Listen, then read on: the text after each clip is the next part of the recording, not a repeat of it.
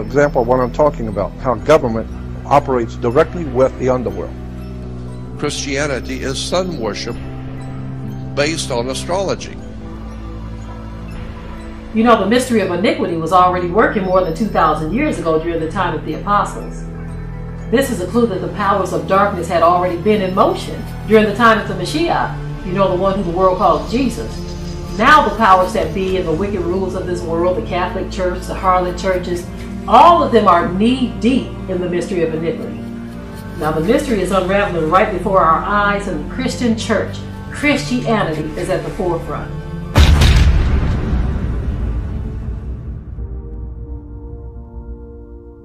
When was the word Christian first used as a believer of Christ?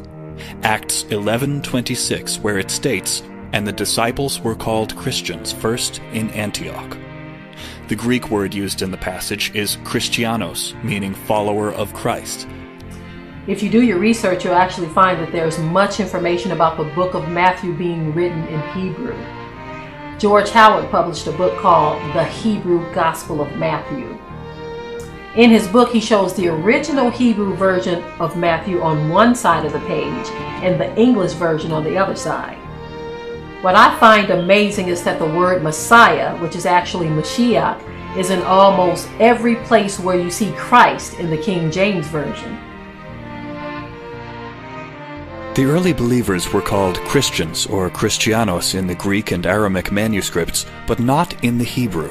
The correct word would have been Mashiach, or Messiah, which is what the disciples, Hebrews, Judah or Yahuda, and early believers would have called the Savior. The word Christian and Christ originates from the Greek word Christos, which is the Greek translation of the Hebrew word Mashiach. Both words basically mean anointed. Hebraic Bibles restored the word to messianics. What most modern Christians don't realize is that there was a deity by the name of Serapis, whose followers were called Christianos, Christians. As early as 200 BCE, there were pagan worshippers of Serapis that called themselves Christians. At the Vatican, this statue of the Roman pagan deity Mithras, with the words Christos Mithras. Mithrasism was the main pagan religion of ancient Rome, and became blended with the Messianics of Israel through the compromises of the Nicene Council, headed by Constantine and his son Crispus.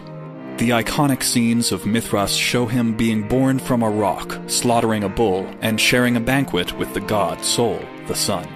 Thus we have a merge of the early Church of Rome with Mithrasism, and forming the RCC, Roman Catholic Church.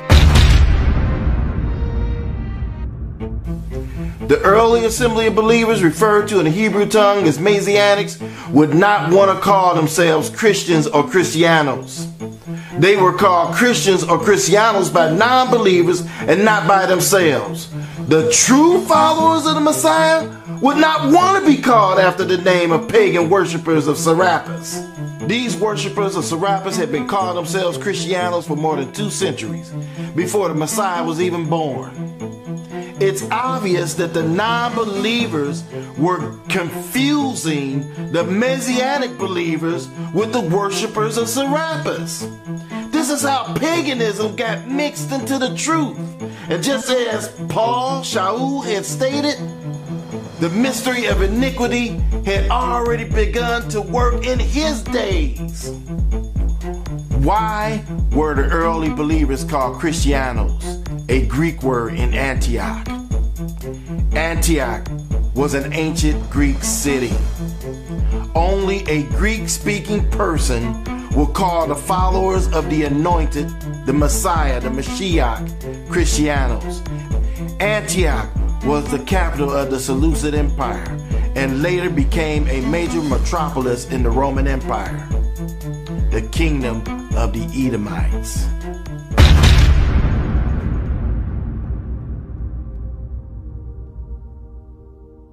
The original biblical manuscripts were not written in English. Of them, the most popular were the Septuagint, which was written in Greek, Peshitta, which was written in Middle Aramaic, the Textus Receptus, written in Greek, and the Vulgate, which was written in Latin. The Septuagint is a pre-Christian translation of the Hebrew Bible. and some related texts into Koine Greek. The Greek manuscripts are called the Codex Vaticanus and Codex Sinaiticus. Fragments are dated around the end of the 2nd century, and complete scripts are dated around the 4th century.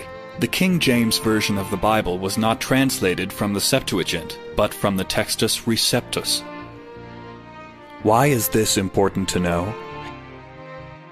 If you research Rome or Romans, you will notice that it is not recorded in the Old Testament at all, but you will find it in the Apocrypha, which was removed out of the 1611 King James Bible. You can also find the word Romans in the book of Daniel of the Septuagint. Were they deliberately trying to hide who the Romans are? In the Septuagint, the book of Daniel 11:30 translates the occurrence of Kittim in as Romans. Maccabees 1:1 states that Alexander the Great, the Macedonian, had come from the land of Kittim, or the land of the Romans. There is estimated to be about 100 books that have been either removed or not included in the Bible. The Catholics even debated on whether or not to remove the book of Revelation out of the Bible. Louis Ginsburg, in his book titled Legends of the Jews, writes, "They, Esau and Jacob, will never be in the same estate. Esau will vaunt lords, while Jacob will have kings. They, Israel and Rome, are the two nations destined to be hated by all the world. One will exceed the other in strength. First, Esau will subjugate the whole world." This is a white man's world. The white man from Europe dominates the whole planet. White men goes into any country and kill everybody, take over anything they want. This is a white man's country. It's a white man's world. But in the end, Jacob will rule over all. Legends, Volume 1, page 314.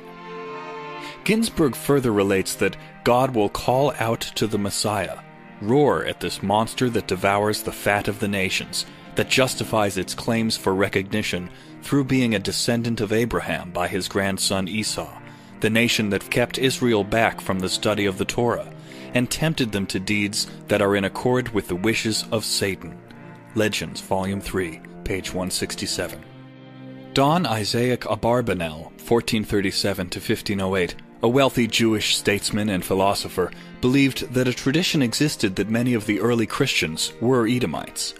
Ernest L. Martin, an author, historian, theologian, and meteorologist, in a book titled The People That History Forgot, claimed that most of the Edomites from Edom and many from Tyre went to the west to Italy and other places, where they became Christian. His book says that the Edomites migrated in masses to western regions of the Roman Empire.